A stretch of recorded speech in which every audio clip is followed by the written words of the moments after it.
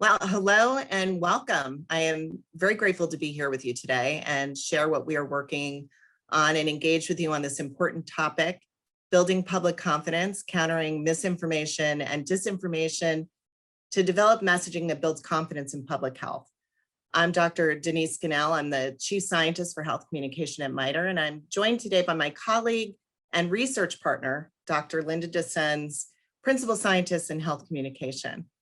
So before we jump into our research and approach to building public confidence, let's take a step back to understand why a new approach was needed to address mis and disinformation. And let's begin first with how we process information. The average individual consumes about 34 gigabytes of data and information every day. And this is according to the University of California. So this is an increase of over 350% over the last few decades. That means that if you were to take a 3x5-inch index card and spread them out side by side, just your share of the information, it would cover every square inch of Massachusetts and Connecticut combined. Now that's a heck of a lot of information. And our brains are just not built to process that much information. There's a limit to the traffic of information we can pay conscious attention to at any given time. So our mental filters are constantly on overdrive. So we build cognitive shortcuts and only allow certain information through our mental filters. So as you're aware, there has been a steady growth in misinformation on social media. So it is only logical that some of that information, especially the information that is particularly attractive or persuasive, would make it through our mental filters. Pew Research estimates that the amount of misinformation we receive on a given day can be up to 60%. So that's a lot of misinformation. And it's designed to pique our interest and make it past those mental filters. Although it seems like mis and disinformation is brand new, because now we're all aware of it, it is not new, and it has been around for a long time. And our MITRE health communication scientists have been watching it closely for quite a few years, well before COVID. And it is a growing threat. And the reason being is because accurate information is critical to positive health behaviors and positive health outcomes. And this is why we view this as a matter of public safety. So what is different? What has changed? Why is this such a huge issue?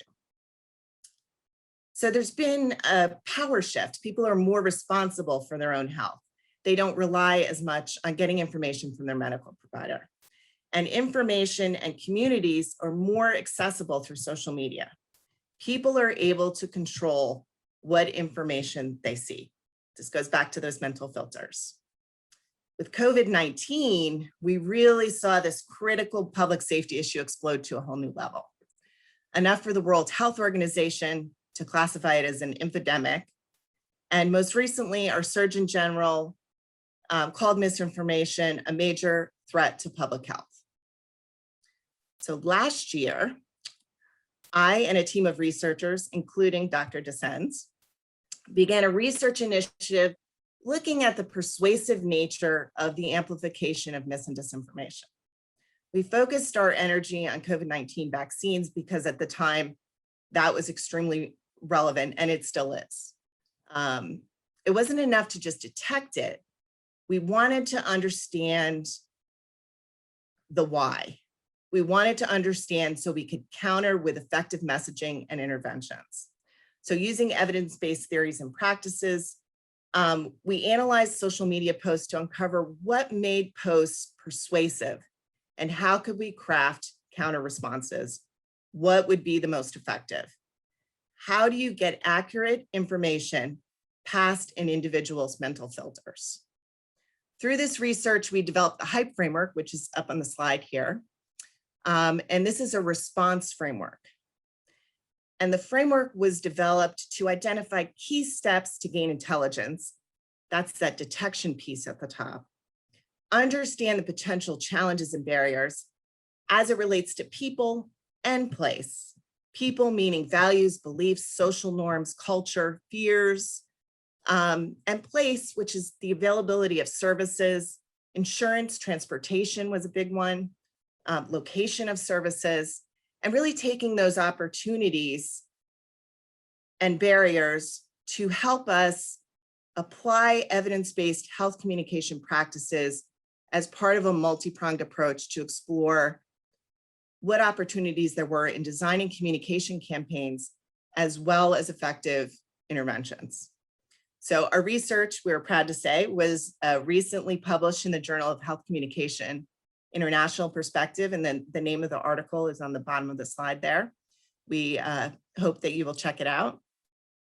And we've been applying this approach in our research in some local jurisdictions to help them overcome and combat mis and disinformation. Dr. Gisens will provide an example later in the presentation about a local example. And because we can't be everywhere, we created the COVID-19 Health Communication Playbook, which was built on the HIPE framework from our research. And it was developed with public health in mind to help public health communicators or those serving in those roles who are really overburdened, especially during COVID, to better understand and navigate this truly dynamic environment, to communicate better about COVID-19 vaccinations, especially with disproportionately affected communities. So the playbook incorporates best practices to monitor and manage misinformation and disinformation related to COVID-19 vaccines. A key differentiator, and this is important, is the focus on the uniqueness of populations within larger geographic areas and the need to understand at a granular level what is persuasive and why, and how a community is connected socially. Who do they turn to for information? Who do they trust as messengers? So we are also very proud of our playbook. So we welcome you to check it out. The website is at the bottom of the slide. And at this point, I'm going to turn it over to Dr. Gisens to present an example of our approach. Thank you, Dr. Scannell. Now that Dr. Scannell has shared with you the overview of the HIPE framework, I would like to show you how we are applying it to combat mis and disinformation in the Haitian community in Miami-Dade, Florida. Next slide. As you can see from the Miami top line table, the rates for fully vaccinated adults is at approximately 69%, and approximately 83% have had at least one vaccine dose. But now take a look at the next table below it. When you compare the percentages by race, you can see that only 20% of Black residents have received at least one dose of the vaccine, when compared to white residents where 50% have received at least one dose. This is a large racial disparity, to say the least. We also looked at 4 of the Little Haiti zip codes. 2 of the zip codes had rates of 27%, and another had a rate of 45%, while the county overall was at 50%. Again, you see that disparity. What makes this low vaccination rate in the Black community even more of a concern is their higher risk for adverse effects from COVID-19.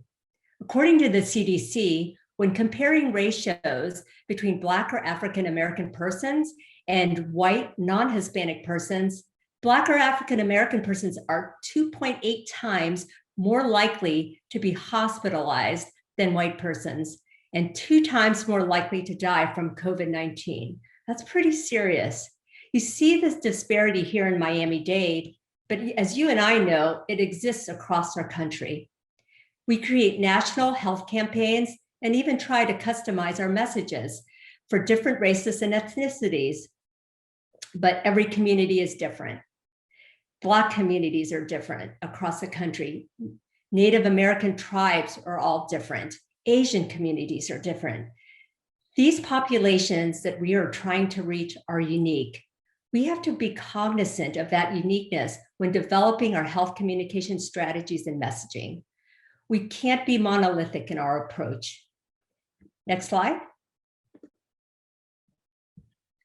So when working with the Haitian community in Miami-Dade, we asked, what can we do to address the vaccine hesitancy to help increase vaccination rates in this specific community?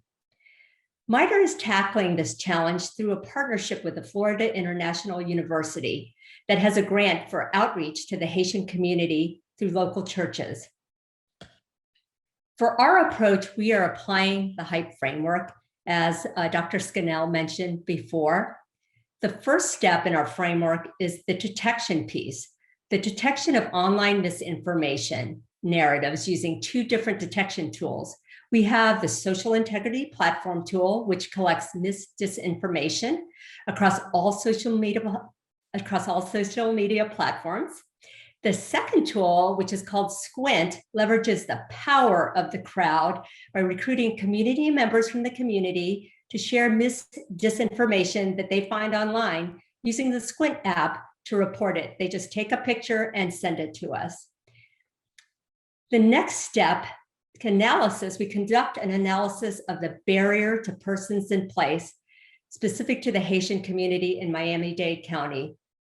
And I'll talk a little bit more about that when we do the application. And again, Dr. Scannell mentioned the very importance of that in informing our design. So in step 3, based on the information from the data collected from the detection phase and the analysis phase, we design our messages and strategies. And as part of our formative evaluation, we work with the local community members to make sure that the messages are on point and will resonate with the community that we are working with. The last step is evaluation. This step is really key. In addition to the formative evaluation, we want to measure impact. Have our efforts resulted in increased vaccination in this community? If what we're doing isn't working, we need to try something else. Next slide. In this final slide, we show examples of how we have applied the 4 steps of the HIPE framework with the Haitian community in Miami-Dade County. In the first step, detection, we show an example of online discourse related to COVID-19 vaccines during a 1-week period. Using a customized search strategy, we can detect themes and misinformation along with sentiment. What do people think about, what's going on with COVID-19 vaccines? What do they think about COVID? And we can also see, what issues are arising and develop strategies for countering them before misinformation, is spread widely. Step 2 is an example of our analysis of the barriers to people. We also conducted an analysis of barriers to place, but we weren't able to show it here. But in order to develop messaging and communication strategies, it's important to understand not only the barriers to getting the vaccine, but also the people you're working with. And I know Dr. Scannell mentioned this, but I'm going to mention it again because I think it's really important. We really need to understand a community's, their social norms, their values, their fears, their preferred methods of communication, and who they really trust for health information on COVID-19 vaccines. Is it their pastor? Is it their grandmother? Is it the barber? Who is it? Is it their doctor? That's what we need to find out. We learned some valuable information on the Haitian community that helped to shape the messaging and the communication strategies that you see in step 3. Based on our understanding of the community members, for example, we learned that they predominantly received information from radio shows and through WhatsApp. We focused on developing messages for PSAs, YouTube videos, WhatsApp, and Signal. In this example, we provided messaging in both English and Haitian Creole that could be used by church leaders in WhatsApp, Signal, and also their church bulletins. In step 4, evaluation, we test our messages with community health workers before sharing it with the local church communities. This is really important to make sure we're on point. And then we evaluate whether we are really achieving our outcomes to determine if we need to change course. Reaching disproportionately affected populations that need our help the most, like the Haitian community in Miami-Dade County, will always be challenging, but we hope that we can take a big step towards reducing health disparities with our new approach. Next slide.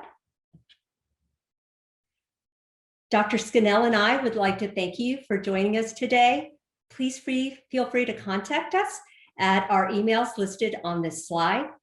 We have included our COVID-19 Health Communication Playbook link, as well as a link to our recently published article. Thank you again for your time. Be healthy and be safe.